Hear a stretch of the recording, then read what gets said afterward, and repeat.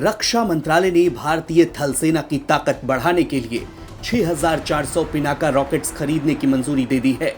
ये rockets Pinaka multi barrel rockets launcher system Pinaka MBRL के लिए बनाए जाएंगे। इन लॉन्चर सिस्टम को चीन और पाकिस्तान की सीमा पर तैनात किया जाएगा।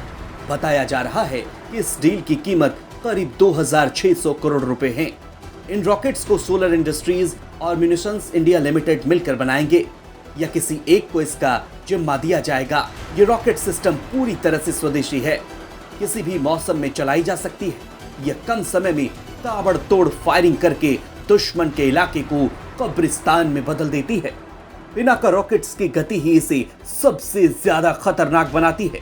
इसकी स्पीड 5757.70 किलोमीटर प्रति घंटा है, यानी 1 सेकंड में 1.61 किलोमीटर की गति से हमला करता है। पिछले साल इसके 24 टेस्ट किए गए थे। इसके प्रमुख तौर पर 2 वेरिएंट्स मौजूद हैं। तीसरा निर्माणाधीन है। पहला है Pinaka MK1 enhanced rocket system, दूसरा है Pinaka area denial munition rocket system. इसका नाम भगवान शिव के धनुष पिनाक के नाम पर रखा गया है। पिनाका रॉकेट सिस्टम 44 सेकंड में 12 रॉकेट दागता है, यानी हर 4 सेकंड में एक रॉकेट। 214 कैलिबर के इस लॉन्चर में से एक के बाद एक 12 पिनाका रॉकेट दागे जा सकते हैं। इसकी रेंज 7 किलोमीटर के नजदीक टारगेट से लेकर 90 किलोमीटर दूर बैठे दुश्मन को नस्त-नाबूद कर सकता है।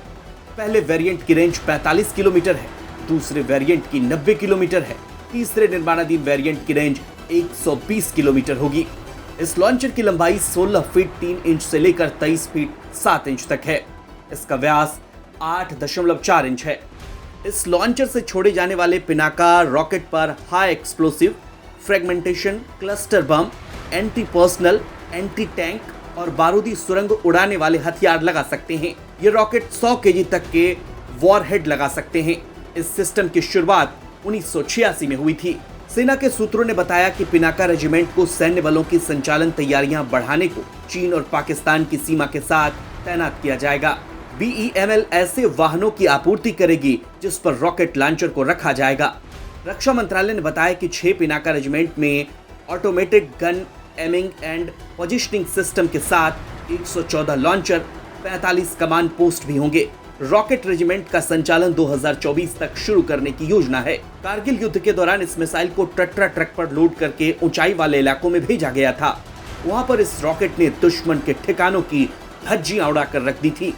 सभी पाकिस्तानी दुश्मनों को पहाड़ पर बनाए अपने बंकरों को छोड़कर भागना पड़ा या फिर मारे गए, क्योंकि ये रॉकेट इतनी गति से हमला करता है कि दुश्मन को संभलने तक का मौका नहीं मिलता। ब्यूरो रिपोर्ट, भारत तक।